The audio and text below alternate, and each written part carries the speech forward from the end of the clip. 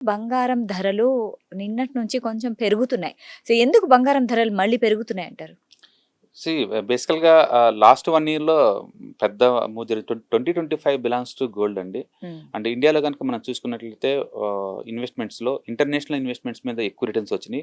కొన్నైతే up to 100% దాకా వచ్చినాయి అవును. ఇంటర్నేషనల్‌గా. హ్మ్. అంటే 2025లో ఆర్టిఫిషియల్ ఇంటెలిజెన్స్ స్టాక్స్ బూమ్ బాగా నడిచింది. హ్మ్. మనం ప్రస్తుతానికి ఏఐ యుగంలో ఉన్నాం అనమాట. హ్మ్.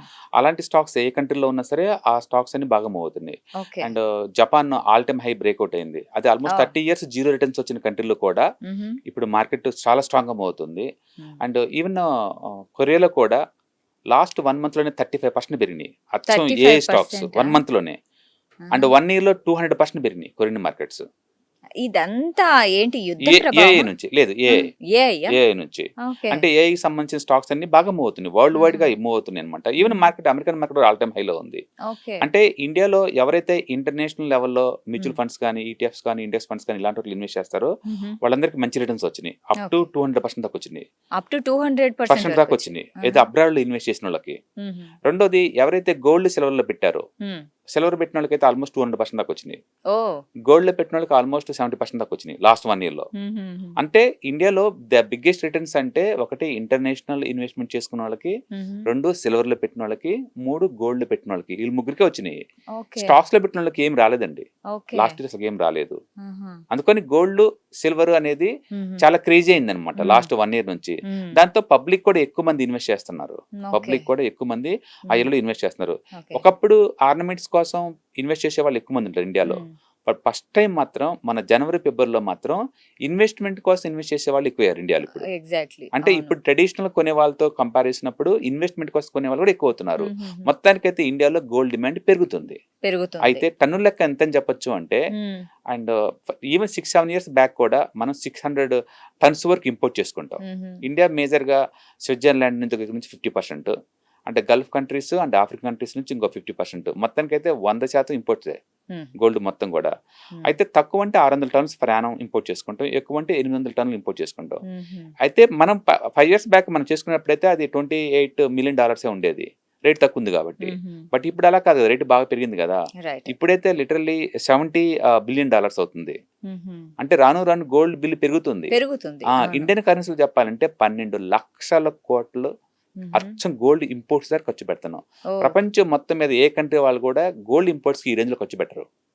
గోల్డ్ ఇంపోర్ట్స్‌కి ఈ ఈ రేంజ్‌లో రేంజ్‌లో ఖర్చు నిజంగా పెట్టరు. ఎందుకు మరి భారతదేశంలోనే ఆ! భారతీయులకి ఎందుకు బంగారం ఇంత ప్రియము? కొన్ని సంప్రదాయాలు, హ్మ్. సంస్కృతిని నువ్వు కాలదనలేవు. దానికి దూరంగా పోలేము. రైట్. ఓకే.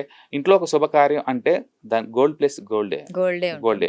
ఆ టోటల్‌గా అయ్యే ఖర్చులో ఒక 50% దాకా గోల్డ్‌కెళ్తది. హ్మ్. అది స్త్రీధనం. హ్మ్. పెళ్లయిందంటే ఎక్కువ ఖర్చులుండేది గోల్డ్. గోల్డ్ గోల్డ్ మీదనే. ఆర్నమెంట్సే. హ్మ్. ఎవరైనా చూడంగానే మనం డిస్కస్ హ్మ్. చేసేది వాళ్ళ మెడలో ఉన్న గోల్డ్ ఆర్నమెంట్స్ గురించే. హ్మ్. అందుకని గోల్డ్ అనేది ఒక కంఫర్ట్, హ్మ్. ఒక సేఫ్టీ, ఒక అసెట్, ఒక స్టేటస్, హ్మ్. ఒక సింబల్, ఒక ఎగ్జాక్ట్‌లీ. విజ్డమ్. హ్మ్. అంటే మన దాని ద్వారా మన స్టేటస్ చెప్పొచ్చు మనం ఏంటనేది. హ్మ్. మన ఐడెంటిటీ చెప్పొచ్చు. మన ఐడెంటిటీ అంటే చెప్పొచ్చు. గోల్డ్ వేసుకుంటే చాలు వీళ్ళు చాలా రిచ్ అన్న భావనొచ్చేస్తుంది. అల్టిమేట్‌గా చెప్పొచ్చు. ఆ! వాళ్ళేసుకున్న డిజైన్స్ బట్టేసి వాళ్ళెంత హ్మ్. మోడర్నో చెప్పొచ్చు. హ్మ్. వాళ్ళేసుకున్న ఆ యూనిక్‌నెస్‌ని బట్టేసేసి వాళ్ళంత యూనిక్ పర్సనాలిటీ చెప్పొచ్చు. హ్మ్. అంటే మనం ప్రతిదీ ఆ గోల్డ్ ద్వారా దాన్ని డిస్‌ప్లే చేస్తా ఉంటాం. హ్మ్. అందుకని హిస్టారికల్‌గా గోల్డ్ కొన్న ప్రాముఖ్యత ఆ రేంజ్. ఇంచుమించు చూసుకుంటే మన భారతదేశంలోనే గోల్డ్ ఎంత ఉంటుందంటారు మన భారతీయుల దగ్గర? యాహ్! అఫీషియల్‌గా గవర్నమెంట్ దగ్గర ఉంది కేవలం 800 టన్నులు మాత్రమే. ఓహ్! ఆ! కానీ ప్రైవేట్‌గా ఇండియన్ వుమెన్ మీద దగ్గర ఉన్న ఆస్తి 32,000 టన్నులని చెప్పేసి వావ్! వరల్డ్ గోల్డ్ కౌన్సిల్ వాళ్ళు డిక్లేర్ చేశారనమాట. 32,000 వేల టన్నులు. టన్నులు. హ్మ్. యాక్చువల్‌గా దేవదేవుడు పుట్టిన భూమండి ఇది. మీరు అవును. ఎక్కడైనా తోవండి. దేవుడొస్తాడు. దేవుడితో పాటు గోల్డ్ గోల్డ్ గూడా వస్తూ వస్తుంది. ఉంటుంది. అవును. అందుకని లెక్కలు కరెక్ట్‌గా తెలీదు ఎవరికీ ఎంతుందో గూడా. అవును. But world gold council official లెక్కల ప్రకారం అయితే 32,000 టన్నులు గోల్డ్ ఉంటుంది ప్రైవేట్ ప్రాపర్టీగా అని హ్మ్. చెప్పి వాళ్ళ లెక్కలనమాట. ఓకే. బట్ అఫీషియల్ లెక్కలైతే ఎవరికీ ఏం తెలీదండి. అవును. పైగా చూసుకుంటే ఈ మధ్య కాలంలో ఇక్కడ కర్నూలు జిల్లా వ్యాప్తంగా కొన్ని చోట్ల ఇంకా గోల్డ్ బయట పడుతూనే ఉంది అని మనం వింటున్నాం. కృష్ణదేవరాయలు హ్మ్. పరిపాలించే టైంలో హ్మ్.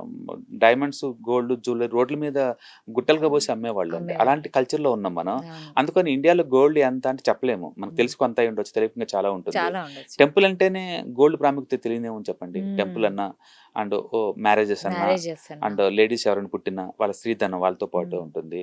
ఇవాళ రేపట్లో ఒక్కొక్కళ్ళ దగ్గర గోల్డ్ హాఫ్ కేజీ నుంచి కేజీ గోల్డ్ అంటే గ్రాముల్లో మాట్లాడటం మర్చిపోయాం. అవును, ఇంకా ఇప్పుడు అన్ని కేజీలే. కేజీలు సెంట్రల్ బ్యాంక్స్ అయితే టన్నులోకి మాట్లాడుతున్నాం అవును. అంటే మామూలు వాళ్ళు అయితే కేజీ లెక్క మాట్లాడుతున్నాం. అట్లా ప్రతి ఇంట్లో కూడా స్త్రీధనం కింద అది ఉంటుందండి. తరం టు తరం పాస్ అవుతా ఉంటుంది. అందుకని గోల్డ్ గురించి మాట్లాడుతున్నా, గోల్డ్ గురించి డిస్కస్ చేస్తూ ఉన్నా, గోల్డ్ గురించి వింటున్నా, గోల్డ్ గురించి చూస్తున్నా మైమర్చిపోతాం.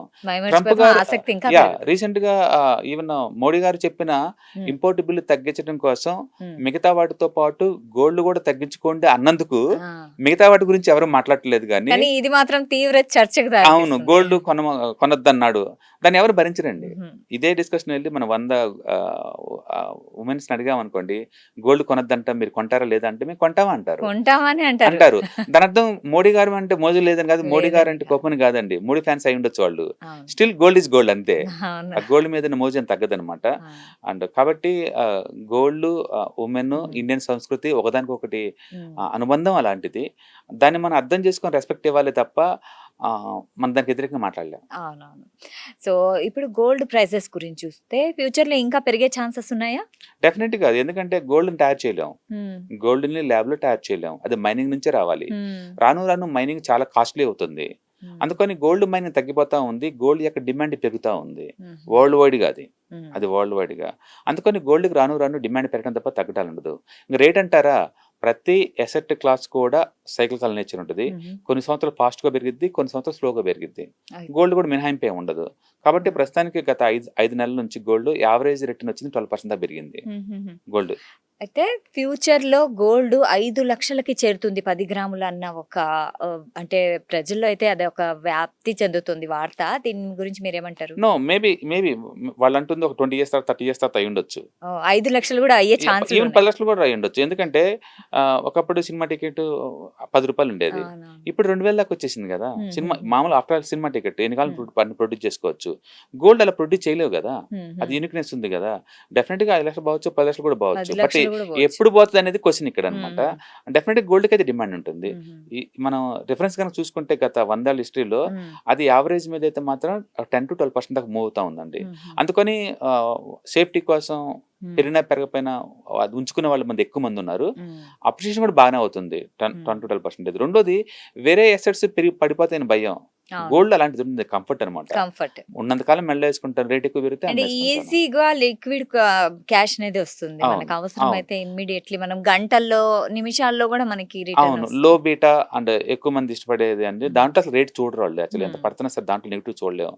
వేరే అనుకోండి అలా కాదనమాట. వేరే అసెట్స్ లో ఏంటంటే ఇల్లిక్విడ్ ఉంటుంది. ఇప్పుడు ల్యాండ్ బ్యాంక్ నువ్వు అమ్మలేవు ఇన్ టైంలో, ఇల్లిక్విడ్ ఉంటుంది. గోల్డ్ అనుకు చాలా ఈజీ, లాకర్ లో పెట్టుకోవచ్చు, ఇమ్మీడియట్ లోన్ తీసుకోవచ్చు, చాలా కంఫర్ట్స్ ఉన్నాయి ఇక్కడ. అయితే sir gold investment safe investment అయినా?